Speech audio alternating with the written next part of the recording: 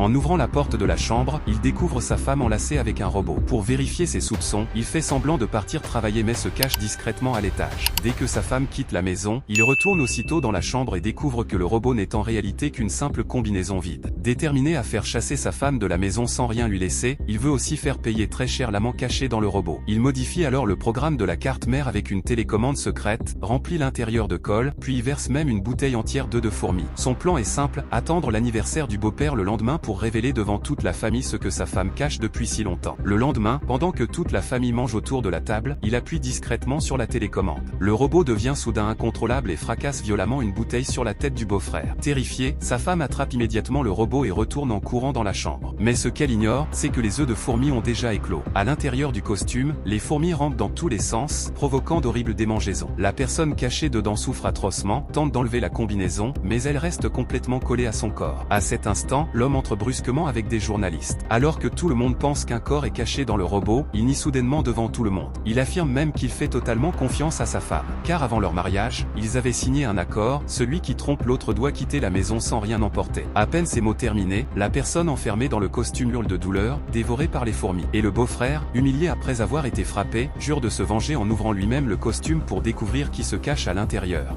Abonne-toi et commande deuxième partie si tu veux la partie suivante.